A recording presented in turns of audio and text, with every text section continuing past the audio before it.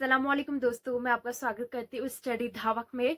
दोस्तों, कल हम लोगों ने देखा था टाइमलाइन, जो इतिहास में बीसी एडी क्या होता है ये सब हम कल जान चुके हैं।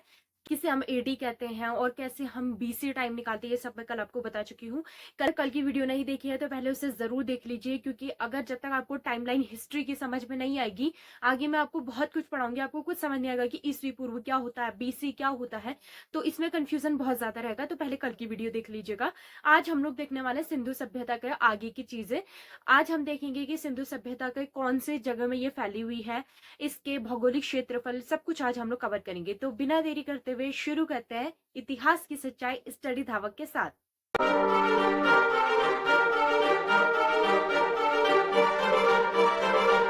आपको टाइम पीरियड बता दिया था। सबसे पहले तो ये मैंने आपको बताया था कि इतिहासकारों के अनुसार जो हड़प्पा सभ्यता का टाइम पीरियड है वो अलग अलग है। कुछ इसे 3200 ईस्वी पूर्व मानते हैं, कुछ 3500 मानते हैं, कुछ 3700 मानते हैं, कुछ अलग अलग सबके टाइम पीरियड है। तो हम लोग यहाँ पर एक जो टाइम पीरियड लेके चल रहे हैं वो है 3250 से लेकर 1550 तक का है हमारे हड़प्पा सभ्यता का टाइम पीरियड। ठीक है, अब देखिए सबसे पहला पॉइंट है इसमें लिखिएगा, जो ये हड़प्पा सभ्यता है ये कितने क्षेत्रों में फैली है। ये मैंने आपको कल भी बताया था कि ये 3 देशों में फैली हुई है।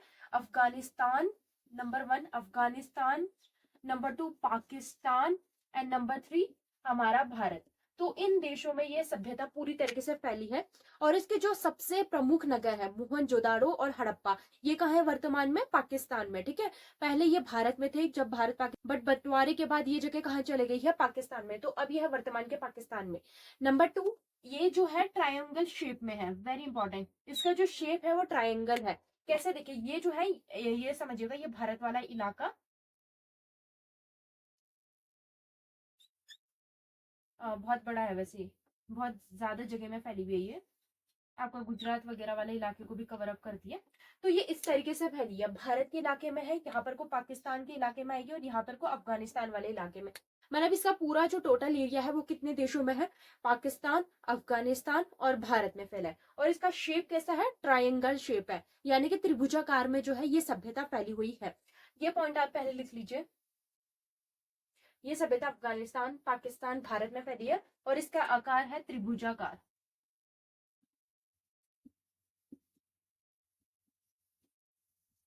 त्रिभुजाकार में ये सभ्यता फैली हुई है। इतना हम समझ गए। अब ना हम इसकी सीमाएं देखेंगे, यानी कि ये पूरी जो सभ्यता है इसकी सीमा कौन बनाता है। जैसे हम भारत की सीमा देखें, भारत की सबसे उत्तरी सीमा किससे लगती है? जम्मू कश्मीर से। भारत की दक्षिणी सीमा कौन बनाता है? कन्याकुमारी, यानी कि तमिलनाडु। पूर्वी सीमा अरुणाचल प्रदेश, पश्चिमी सीमा गुजरात। तो मतलब ये 4 स्टेट हैं जो पूरी तरीके से चारों तरफ से इसकी सीमा बनाते हैं। उसी तरीके से जो ये मोहनजोदड़ो है, ये हड़प्पा सभ्यता है, जितने भी पूरे इलाके में फैली थी उसकी कुछ ना कुछ तो सीमा रही होगी, कि उत्तर से इसे कौन से शहर ने घेरा था, दक्षिण से कौन से। तो उसी तरह हम लोग देखते हैं कि अब इसकी सीमाएं कैसे हमारे, कि इसकी सीमाएं कैसे हमें कंफर्म होती है। ठीक है, तो इसके 4 जगह हैं जहां से हम इसकी सीमा के बारे में पता लगाते हैं। सबसे पहले उत्तरी, इसे हम लोग कहते हैं उत्तर, नॉर्थ, साउथ दक्षिण, ईस्ट पूरब, और वेस्ट पश्चिम। ठीक है, तो इसका जो सबसे उत्तरी, सबसे नॉर्थ वाली जगह है उसे हम लोग कहते हैं मांडा। यहाँ पर लिखिएगा मांडा। सबसे उत्तरी जगह जो है वो है मांडा। मांडा इसके सबसे उत्तरी छोर है। मांडा वाला इलाका वर्तमान में कौन सी जगह में पड़ता है? ये पड़ता है JNK में। जैसे भारत के लिए JNK सबसे उत्तरी जगह है, अब तो वैसे लद्दाख हो गया जब से हमारी केंद्र शासित यूटी बना है। तो मांडा कहाँ है? जम्मू कश्मीर वाले इलाके में। ठीक है, ये पड़ता है आपकी चिनाब नदी के किनारे। चिनाब नदी, चिनाब नदी, यानी कि जो मांडा स्थल है, मांडा जगह है, वो कौन सी नदी के किनारे में? चिनाब। अच्छा, हड़प्पा कौन सी नदी के किनारे में है? जल्दी से कमेंट में बताओ। ये मैं आपको बता चुकी हूँ हड़प्पा और मोहनजोदड़ो के बारे में। अगर आपको नहीं पता है तो आप जाके फर्स्ट पार्ट देख लीजिए, सॉरी सेकंड पार्ट देख लीजिए, उसमें मैंने आपको हड़प्पा मोहनजोदड़ो के बारे में समझाया। ठीक है, तो सबसे उत्तरी पार्ट कौन सा हो गया इसका? मांडा। मांडा पड़ता है आपके जम्मू कश्मीर में, और मांडा कौन सी नदी के किनारे में है? चिनाब नदी के किनारे में। ठीक है, उत्तरी क्षेत्र मांडा जम्मू कश्मीर में पड़ता है और चिनाब नदी के किनारे में। उत्तरी क्षेत्र मांडा जम्मू कश्मीर में पड़ता है और चिनाब नदी के किनारे में है। अब देखते हैं इसका दक्षिणी क्षेत्र, उत्तर फिर दक्षिण, हम ऐसे चलेंगे अपोजिट। अब इसका जो दक्षिणी क्षेत्र होता है उसे हम लोग कहते हैं दैमाबाद। दक्षिणी क्षेत्र आपका दैमाबाद है। दैमाबाद, दैमाबाद वर्तमान में आपके महाराष्ट्र वाले इलाके में है, महाराष्ट्र। और ये पड़ता है आपके गोदावरी नदी के तट पर। गोदावरी। उत्तरी है मांडा, दक्षिणी है दैमाबाद। दक्षिणी सीमा यानी कि इसका आखिरी छोर कहाँ है, दक्षिण से दैमाबाद है। दैमाबाद का है महाराष्ट्र। नदी कौन सी, गोदावरी। गोदावरी नदी तो आपको वैसे याद रहेगी, ठीक है, गोदावरी नदी के तट में। अब देखते हैं इसका पूर्वी क्षेत्र। पूर्वी क्षेत्र है आलमगीरपुर। आलमगीरपुर, आपको थोड़ा नाम से समझ आ रहा होगा आलमगीरपुर। ऐसे पूर्व वाली जगह कहाँ होती है, यूपी में ऑब्वियसली, जैसे मुजफ्फरपुर, रामपुर, ये पूर्व वाली जो जगह है कहाँ है, यूपी में। तो आलमगीरपुर कहाँ है आपका, यूपी में। यूपी में आलमगीरपुर पड़ता है। आलमगीरपुर यूपी, जो कि मेरठ में, ठीक है, यूपी मेरठ में हिंडन नदी के किनारे पे। कौन सी नदी है, हिंडन नदी।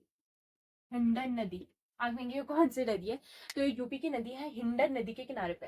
पूर्वी क्षेत्र है आलमगीरपुर, जो कि यूपी मेरठ में पड़ता है, और हिंडन नदी के किनारे में बसा है।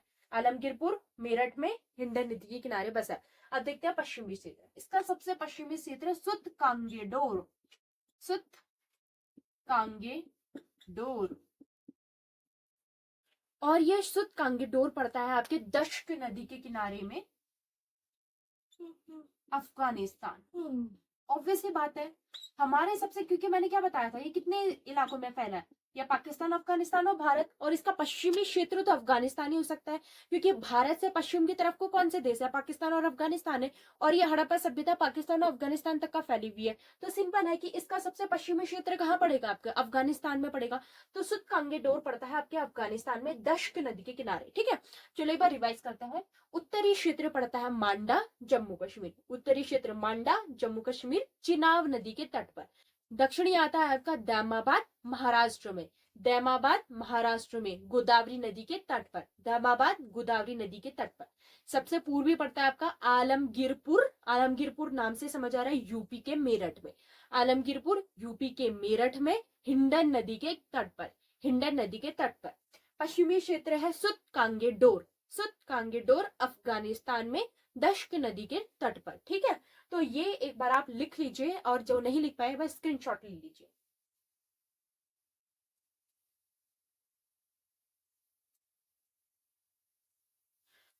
इतना आपने लिख लिया। अब हेडिंग डालिएगा कि हड़प्पा सिंधु सभ्यता के अन्य नाम, या हड़प्पा सभ्यता के अन्य नाम कर लीजिए। हड़प्पा के अन्य नाम, हड़प्पा के, हड़प्पा सभ्यता के, ठीक है, हड़प्पा सभ्यता के अन्य नाम। अब हम इसके अदर नेम्स देखते हैं। सबसे पहले हम लोग इसे कहते हैं सिंधु घाटी सभ्यता। ये क्यों कहता है, ये मैं आपको फर्स्ट वीडियो में बहुत अच्छे से, बहुत डिटेल में मैंने आपको समझाया कि आखिर हमने क्यों इसे सिंधु घाटी सभ्यता कहा, इस सभ्यता का क्या महत्व है। ये मैं आपको फर्स्ट पार्ट में बता चुकी हूँ। अगर आपको नहीं पता है तो पहले फर्स्ट पार्ट जरूर देख लीजिएगा हड़प्पा सभ्यता का, ठीक है। तो हड़प्पा सभ्यता को क्या कहते हैं, तो हम सिंधु घाटी सभ्यता।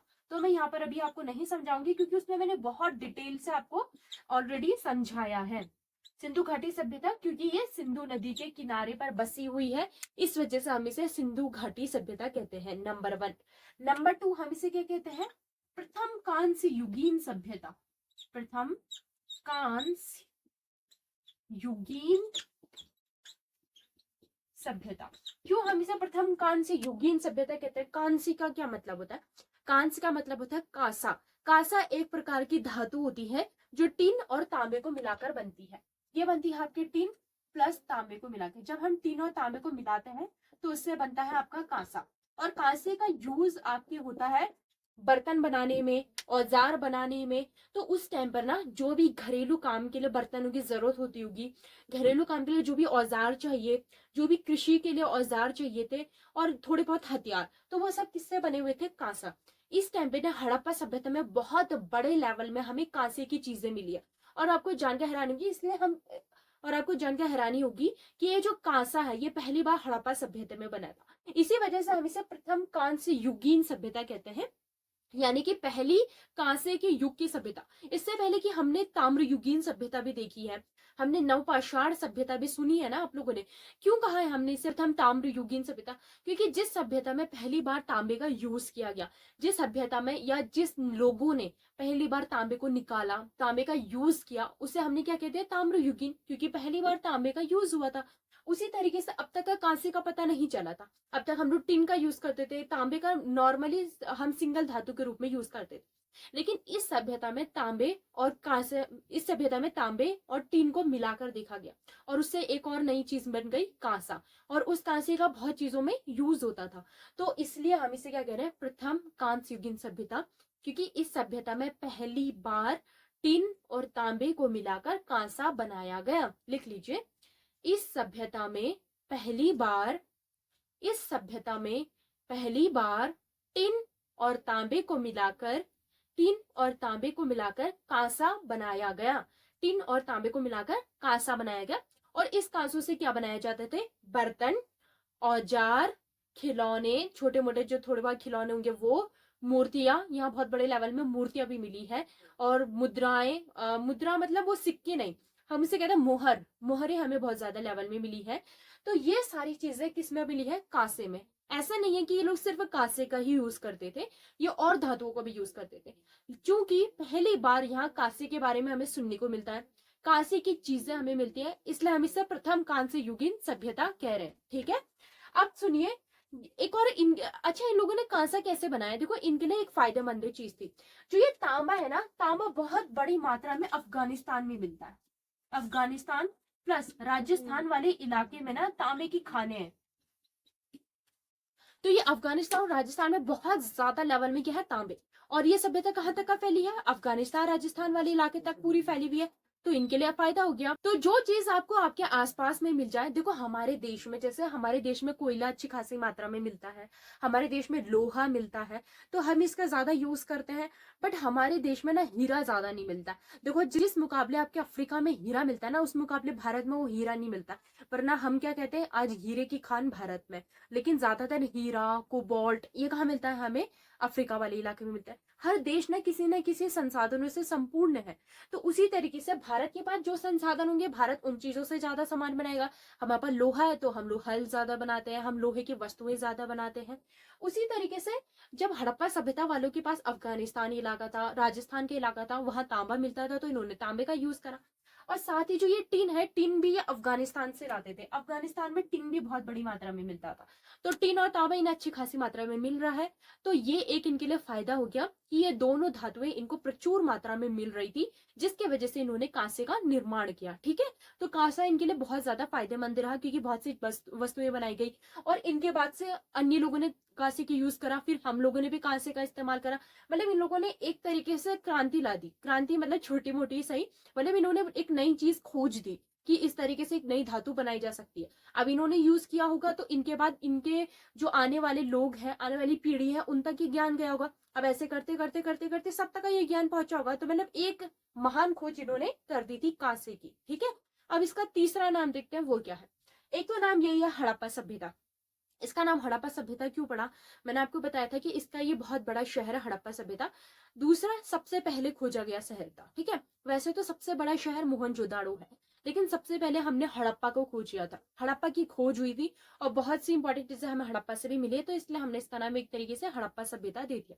अगर आपको कोई चीज पहले मिल जाती है तो आप एक तरीके से उसी को आविष्कार के रूप में नाम देते हैं, भले उसका इंपॉर्टेंस कम हो या फिर वो उसके अलावा किसी और चीज का इंपॉर्टेंस ज्यादा हो। लेकिन कोई चीज अगर आपको पहले मिल गई तो आप उसका ज्यादा इंपॉर्टेंस लाते हो, तो उसी के नाम पर ये सभ्यता पड़ गई थी। ठीक है, अब एक और इसका नाम है जिसे हम कहते हैं प्रथम नगरीय सभ्यता। क्या है, प्रथम नगरीय सभ्यता। प्रथम नगरीय सभ्यता का मतलब क्या है, इसे हम बहुत डिटेल से पढ़ेंगे। प्रथम नगरीय का मतलब है पहली बार नगरों की योजना, पहली बार नगर जैसी संरचना हमें कहाँ मिलती है, सिंधु घाटी सभ्यता में। आप कहेंगे इससे पहले क्या कभी नगर थे ही नहीं, तो देखिए जिस बड़े लेवल में, जिस खूबसूरत तरीके से, जिस संरचनात्मक तरीके से यहाँ नगर मिले ना, वैसे कहीं मिले नहीं। और ये जो ये सभ्यता है ना, उस टाइम पे और भी सभ्यता थी, सुमेर सभ्यता थी, मेसोपोटामिया, वो सब ग्रामीण इलाके की थी। लेकिन ये एक ऐसी सभ्यता थी जिसने नगर का रूप लिया है। आप सोचो कहाँ 3200 ईस्वी पूर्व नगर की शुरुआत हो रही है, कितनी बड़ी बात है। आप समझ रहे हो, आज से लगभग 5000 साल पहले की बात है। उस टाइम पर लोगों को नगर के बारे में ज्यादा पता नहीं हुआ, नगर की क्या डेफिनेशन होती है वो नहीं पता। आज हम लगभग लगभग नगर की डेफिनेशन जानते हैं, हम लोगों ने नगर की एक डेफिनेशन बनाई है। बट उस टाइम में ऐसा नहीं था। ये लोग भी शायद, अब हम कंफर्म नहीं कह सकते, ये लोग उसे नगर कहते थे, गांव कहते थे, क्या कहते थे, क्योंकि आज तक हम इनकी लिपि नहीं पढ़ पाए हैं। जिस दिन हमने इनकी लिपि पढ़ ली ना, हो सकता है कि बहुत सी चीजें जो हमें पता है वो गलत हो जाए, या हो सकता है जो चीजें आज तक हम जान नहीं पाए, एक अनोखी सी बात हमें इनके बारे में पता चल जाए। तो वो कब होगा? जब हम इनकी लिपि पढ़ने में कामयाब हो जाएंगे। अभी तक फिलहाल हम इनकी लिपि नहीं पढ़ सकते हैं, ठीक है। तो लेकिन हमने नगर कैसे देखा? जो वैज्ञानिक है, जब वैज्ञानिक और इतिहासकार जब इस इलाके में गए, उन्होंने इसकी संरचना देखी। आप एक बार ना गूगल में सर्च भी कर सकते हैं, हड़प्पा सभ्यता करके, तो दिखा देती हूँ। ये देखिए, ये जो ये किनारे में आपको दिख रही है फोटो, ये देखिए, ये ऊपर से पूरा एक स्ट्रक्चर वे में, इसमें देखिए ऐसा लग रहा है जैसे डब्बे बनाए हैं, फिर एक मतलब जैसे वो नहीं था शतरंज शतरंज टाइप के, जिसमें खाने बने हुए हो, जिसमें रास्ते बिल्कुल भूल भुलैया टाइप का। तो मतलब एक दूर से देखने में ऐसा लगता है जैसे बिल्कुल एक स्ट्रक्चर वे में बनाया है। मतलब एक सबका एक माप है, एक अच्छे से डब्बा बना हुआ है, फिर लाइनें बनी हुई है।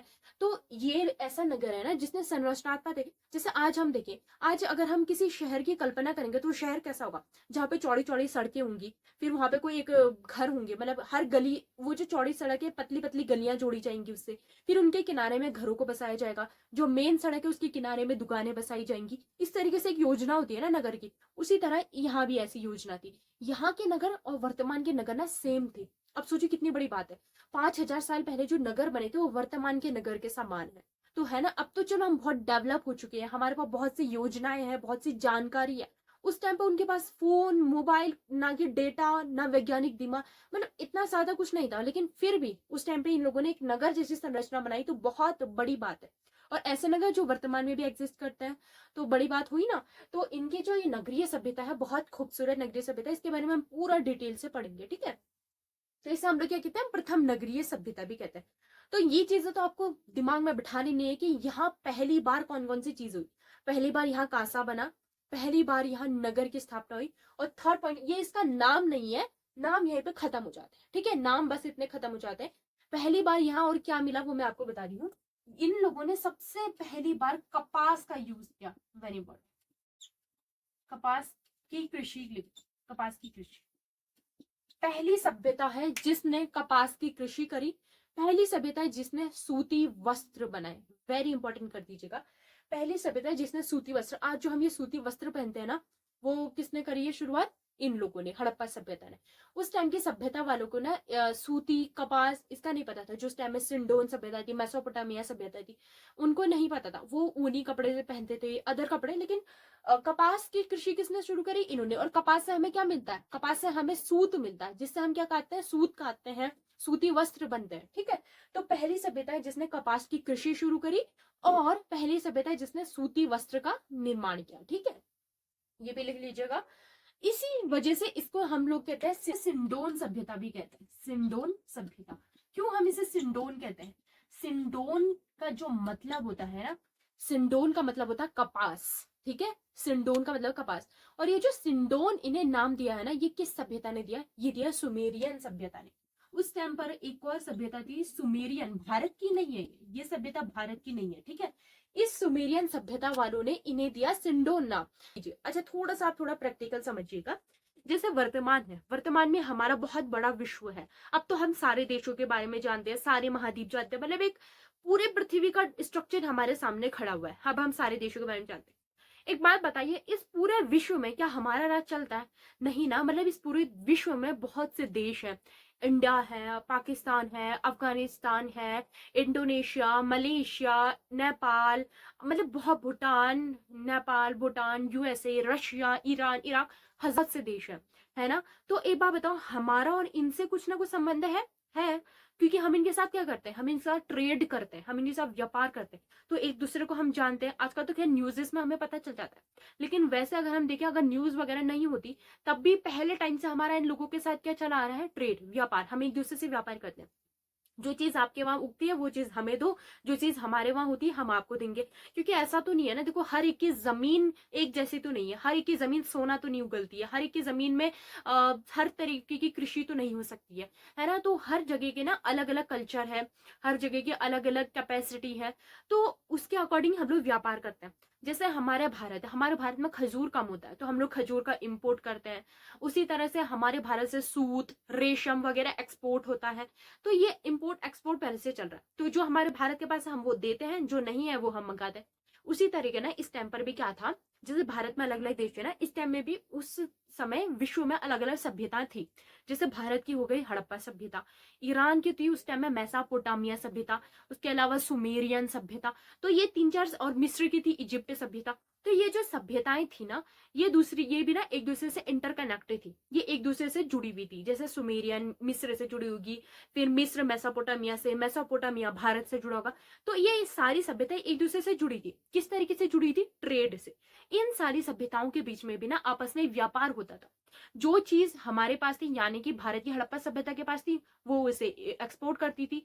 जो चीज उसके पास नहीं थी, वो उसे मंगाती थी। जैसे कि मैंने अभी आपको बताया ना कि सबसे पहले कपास की शुरुआत कहाँ हुई? भारत में, हड़प्पा सभ्यता में। तो ये कपास की जो उस टाइम में कपड़े बने, तो इसकी वैल्यू होने लगी। अब ये चीज जब हमारे भारत में पहली बार बनी, हमारी हड़प्पा सभ्यता में पहली बार बनी, तो क्या ये चीज और जगह थी? नहीं। अभी तो मैंने बताया पहली बार हड़प्पा में बनी। इट मीन्स ना तो उस टाइम में मेसोपोटामिया के पास थी, ना मिस्र के पास, ना सिंधु सुमेरियन सभ्यता के पास। तो इस वजह से अब ये लोगों ने क्या करा, इनके पास तो था नहीं कपास, तो इन लोगों ने क्या करा, इन लोगों से मंगवाना शुरू करा।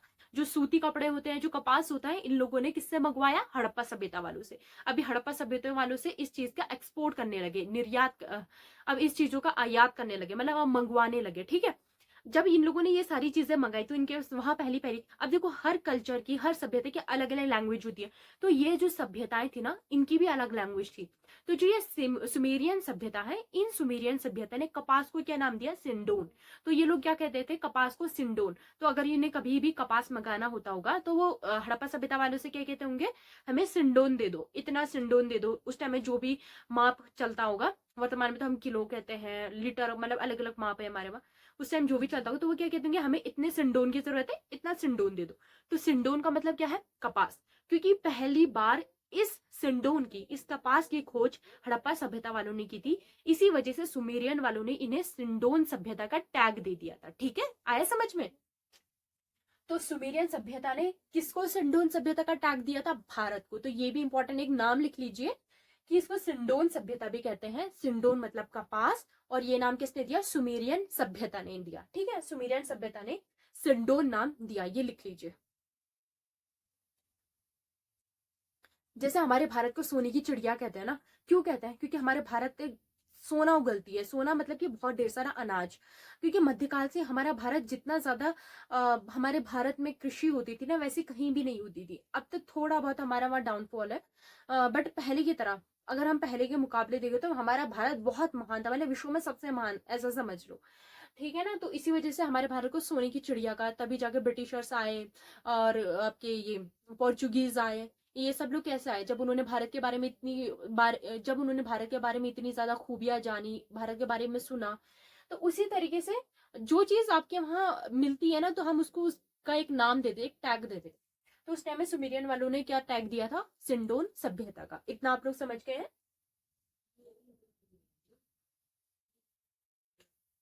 तो दोस्तों यहाँ पे कर रही हूँ मैं क्लास का एंड। ये जो है सीरीज अभी आपकी चलती रहेगी, क्योंकि अभी हड़प्पा सभ्यता में बहुत कुछ हमें सीखना है। कल हम लोग देखेंगे इसमें अन्य सभ्यताएं जो अलग अलग जगह में है, जो इसके साथ व्यापार करती थी। और कल हम इसका नगरीय स्ट्रक्चर भी देखेंगे, नगरीय स्ट्रक्चर के बारे में जानेंगे, किस तरीके से इसके नगर बने थे। तो कल की क्लास भी बहुत ज्यादा इंपॉर्टेंट होने वाली है। आज की क्लास का आप रिविजन कर लीजिएगा, और अगर आपने अभी तक वीडियो को सब्सक्राइब नहीं किया है, तो जल्दी से जाके चैनल सब्सक्राइब कीजिए, बेल आइकन दबाइए। और हाँ, अगर क्लासेस पसंद आई तो उसे शेयर भी कीजिए, ताकि लोगों तक भी ये क्लास पहुंच पाए। ठीक है। तो और आज का मेंस का क्वेश्चन आप लिख लीजिए, लिखिएगा मेंस का क्वेश्चन। इतिहास किसे कहते हैं? इतिहास किसे कहते हैं? इतिहास में भारत की महत्वपूर्ण सभ्यता का वर्णन कीजिए। इतिहास में भारत की महत्वपूर्ण सभ्यता का वर्णन कीजिए। जितना मैंने आपको बताया बस उतना ही आप लिख लीजिएगा, पॉइंट वाइज लिखिएगा कि कौन कौन से पॉइंट इस सभ्यता के हैं, सिर्फ वो। ठीक है, ये आप कीजिएगा 150 वर्ड्स में। 150 वर्ड्स में, 150 वर्ड्स में आपके लिए क्वेश्चन है। और इसे, इसका जो आंसर वो आपको कहाँ सबमिट करना है? इसका आंसर आपको सबमिट करना है टेलीग्राम चैनल में। कौन से टेलीग्राम चैनल? जो हमारा इसी चैनल से है, स्टडी धावत टेलीग्राम चैनल। उसमें जाकर आप सबमिट कर सकते हैं, या फिर जो टेलीग्राम चैनल का मेंस ग्रुप है वहां भी आप सबमिट करते हैं, ठीक है। तो उसका नाम है स्टडी धावक मेंस आंसर राइटिंग ग्रुप। तो इसके लिए आपको क्या करना पड़ेगा, अगर आप या तो आप डायरेक्टली सर्च कर लीजिए, अगर सर्च से नहीं मिलता है तो मैंने दोनों का लिंक आपको डिस्क्रिप्शन में दे दिया है। अबाउट में जाकर चेक कर लीजिएगा, और चैनल को और ग्रुप को दोनों को ज्वाइन कर लेना, ठीक है। और हाँ, सब्सक्राइब करके जाना और लाइक भी कर लेना। अल्लाह हाफिज।